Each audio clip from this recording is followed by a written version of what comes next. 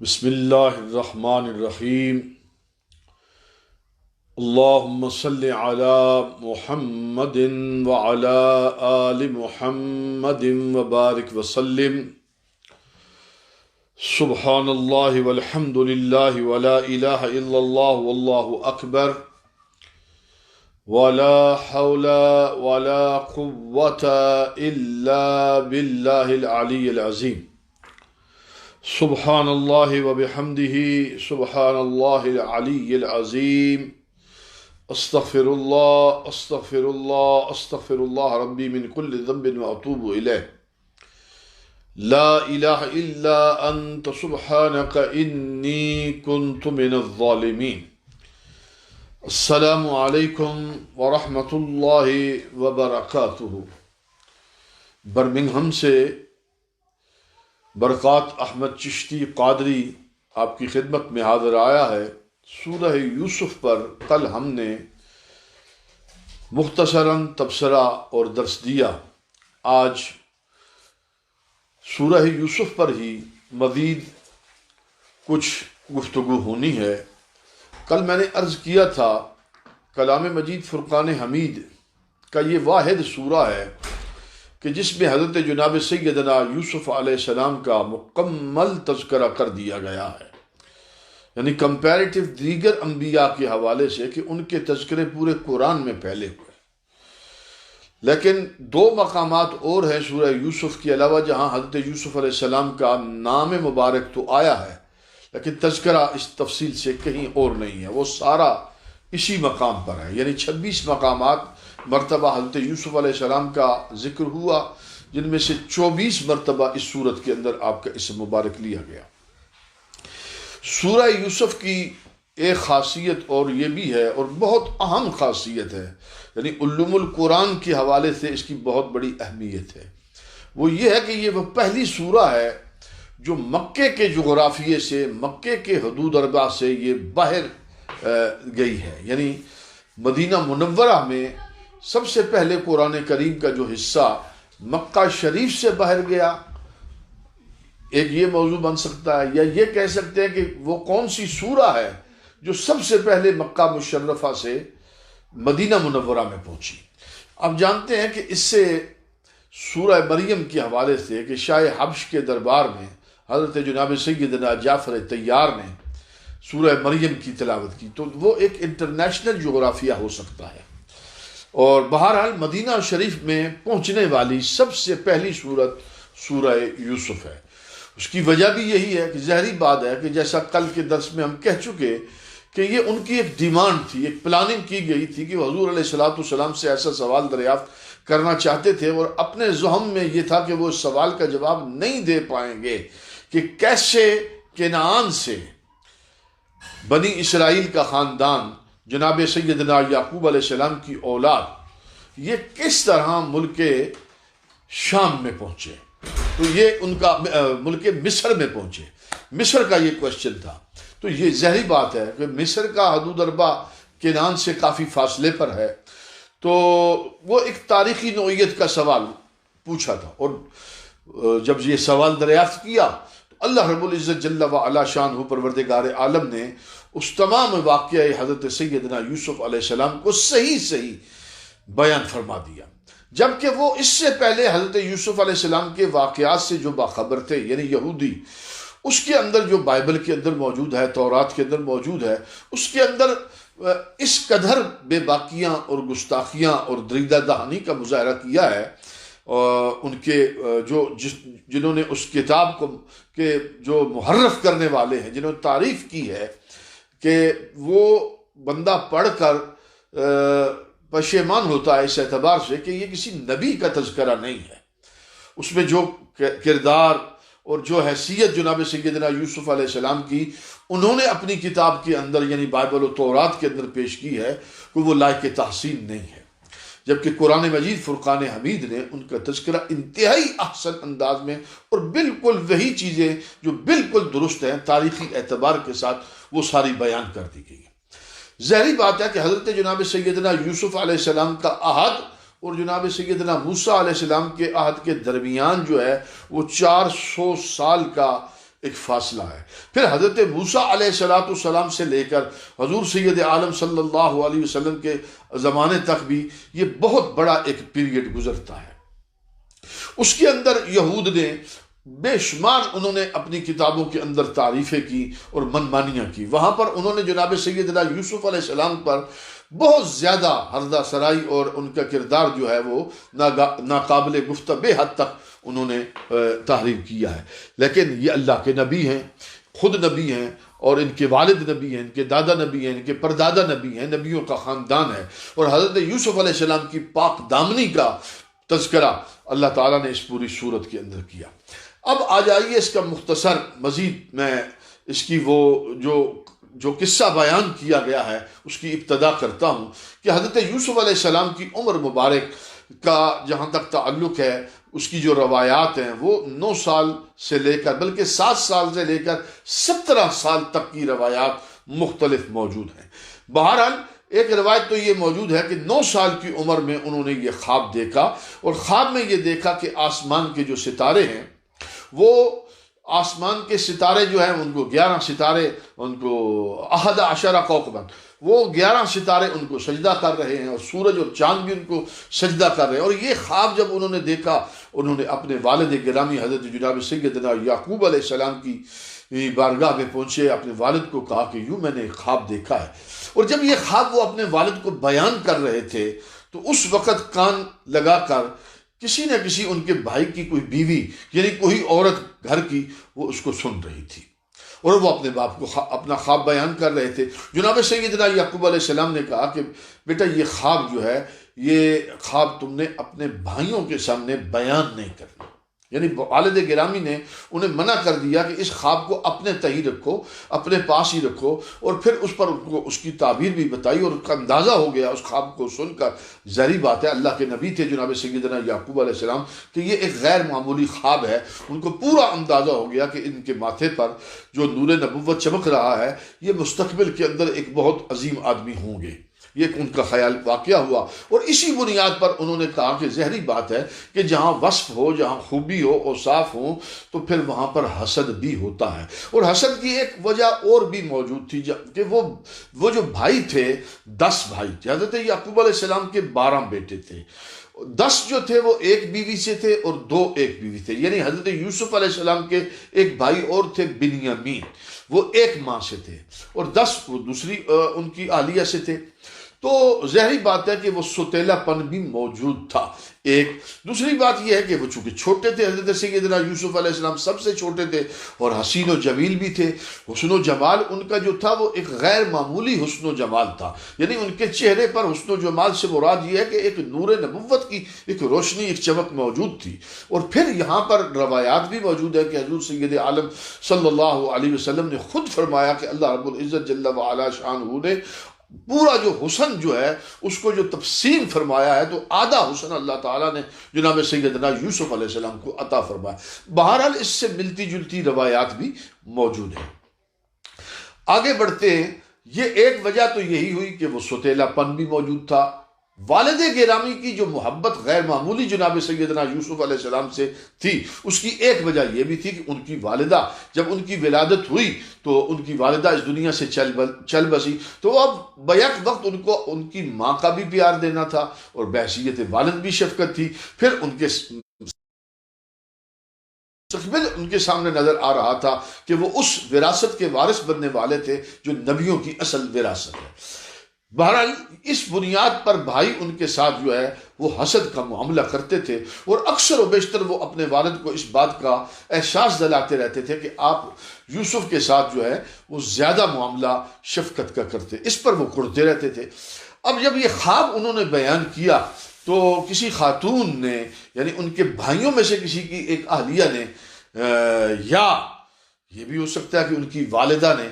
اپنے بیٹوں کو یہ بتا دیو کہ آج یوسف نے اپنے بابا کو یہ خواب سنایا ہے، تو اب اس پر وہ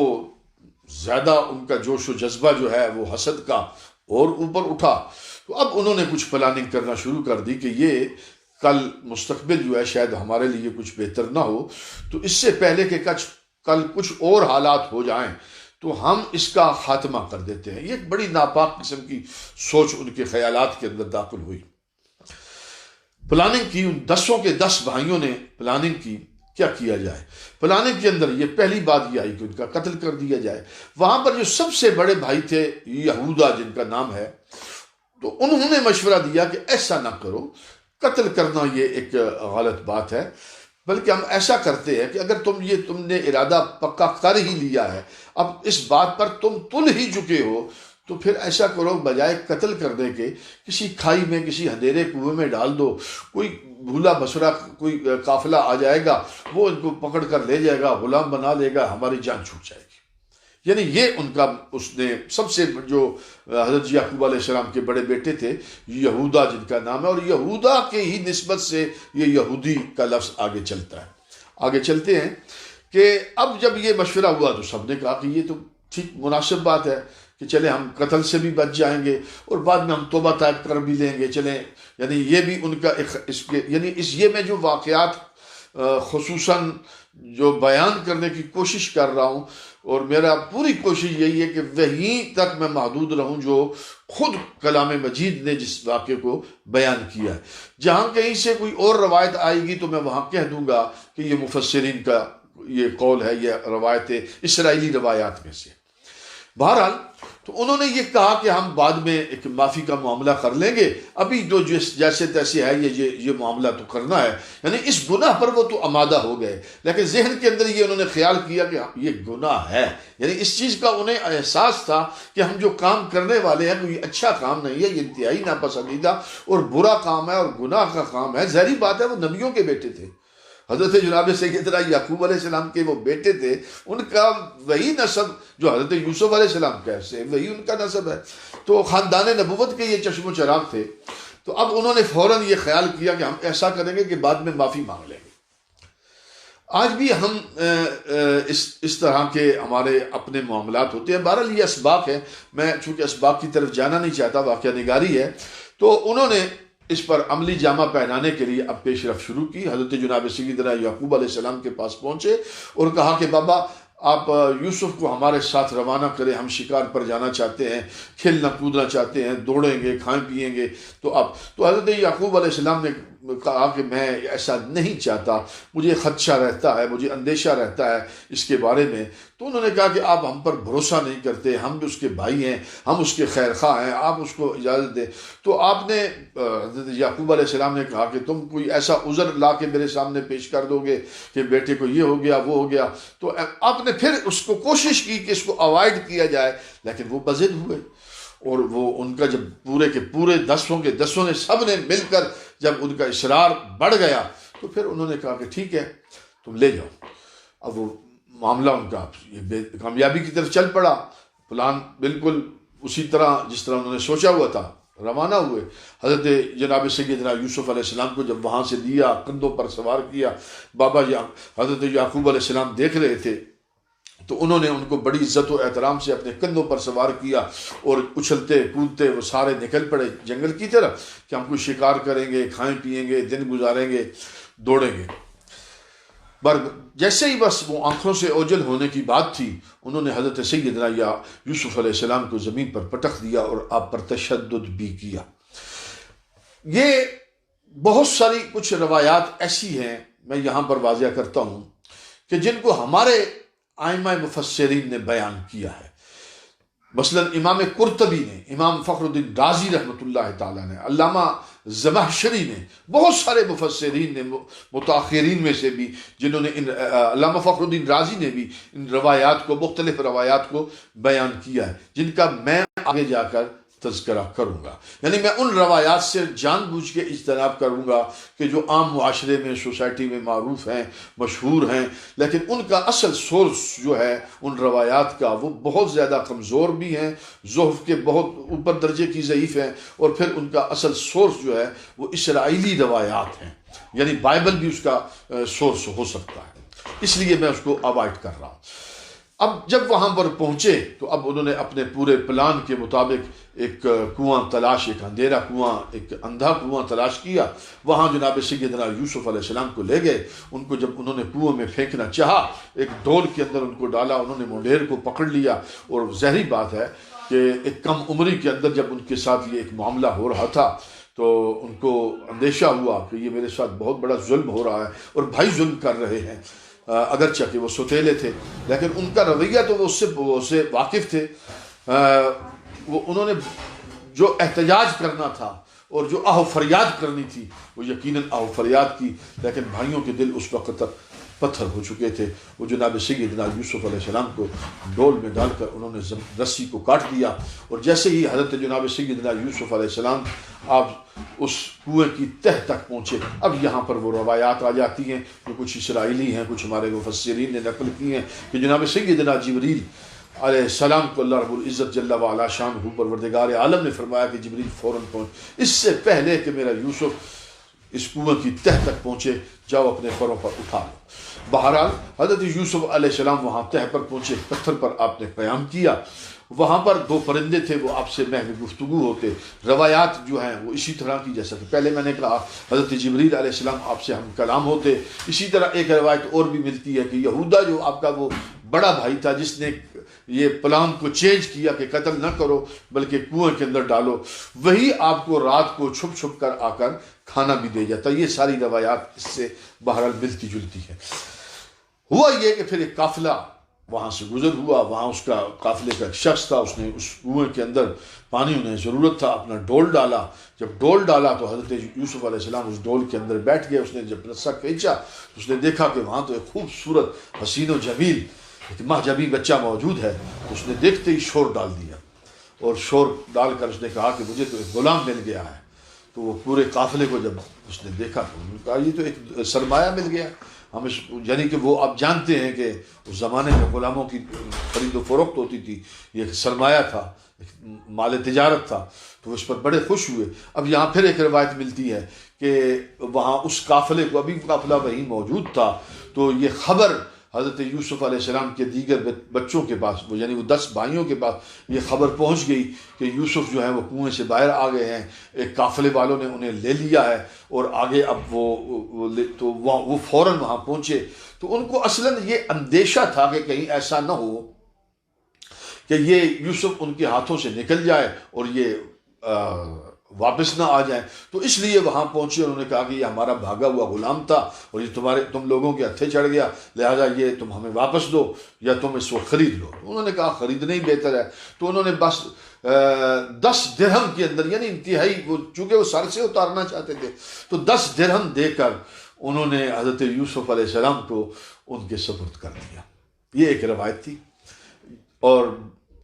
جب وہ قافلہ چلا مصر کے بازار میں پہنچا تو مصر کے بازار میں جب انہوں نے حضرت یوسف علیہ السلام کو اس بازار میں جب سامنے کیا تو وہاں ایک طرفہ تماشا ہو گیا، ایک شور شرابہ برپا ہوا کہ قافلہ آیا ہے، ان کے ساتھ ایک غلام ہے. اور اس کو یعنی انہوں نے گویا کہ ایک بولی لگانی تھی. تو دنیا ٹوٹ پڑی.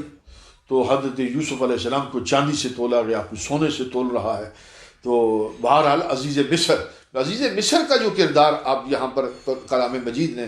بیان کیا ہے، عزیز مصر جو ہے یہ بادشاہ نہیں ہے، بادشاہ کا کردار الگ ہے، وہ بادشاہ الگ ہے، عزیز مصر الگ ہے. عزیز مصر کی بیوی ہیں بی بی زلیخا. بہرحال جو فائنل جنہوں نے خریدا حضرت جناب سیدنا یوسف علیہ السلام کو، وہ عزیز مصر ایک افسر ہے. یعنی عزیز مصر آپ یہ کہہ سکتے ہیں کہ ایک میر منشی ہے، ایک وزیر ہے، ایک اعلیٰ سطح کا عہدیدار، صاحب ثروت آدمی ہے، مالدار آدمی ہے. سوسائٹی کے اندر اس کی بڑی حیثیت ہے اور اسی طرح اس کی فیملی ہے، اس کی بڑی حیثیت ہے. تو انہوں نے حضرت سیدنا یوسف علیہ السلام کو ایک بھاری قیمت کے ساتھ خرید لیا اور یہ کہا اپنی اہلیہ کو، اس کو کہا کہ ان کو بہت زیادہ خیال رکھنا ہے، حسن سلوک کرنا ہے. ہمیں امید ہے کہ اللہ تعالیٰ ہمیں اس سے کوئی فائدہ دے گا، منافع مل جائے گا، اس سے ہمیں کچھ کیا کہتے ہیں کہ یہ بھی ہو سکتا ہے کہ ہم ان کو اپنا بیٹا بنا لیں. تو بہرحال اس طریقے سے جناب سیدنا یوسف علیہ السلام کنعان سے اپنے بابا کی گود سے نکلے. چاہے کنان ایک کنویں میں پہنچے، وہاں سے قافلے میں خریدا گیا، بیچا گیا، پھر بازار مصر میں پہنچے، پھر بیچا گیا، پھر وہاں سے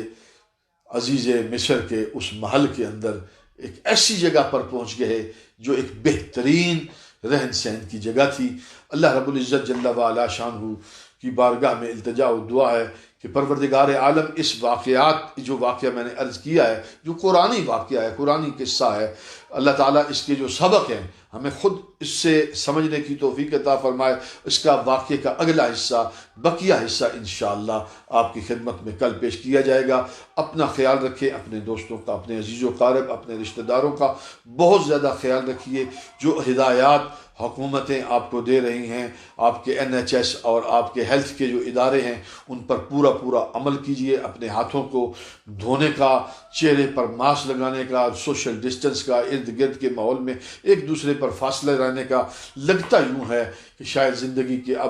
ضابطے، زندگی کے کچھ طریقے ہمیں اس طرح کے اپنانے پڑیں گے، لیکن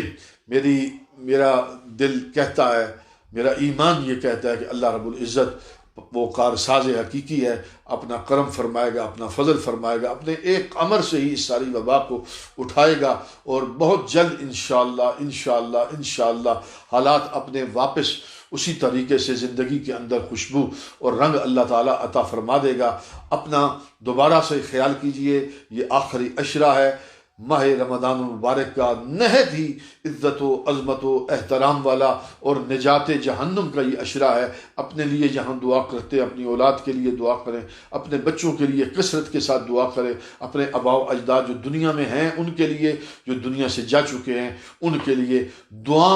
دعا ایک ایسی چیز ہے، میں نے اس پر پہلے بھی کئی دفعہ گفتگو کر چکا ہوں، یہ اللہ رب العزت کو بہت زیادہ پسند ہے، اللہ کو مقبول ہے کہ بندہ اللہ کی بارگاہ میں اپنا جب دامن پھیلاتا ہے تو وہ غنی اللہ کریم اپنے بندے پر رحم، کرم اور فضل کا معاملہ کرتا ہے اور عطا ہی کرتا ہے۔ وآخر دعوانا ان الحمد للہ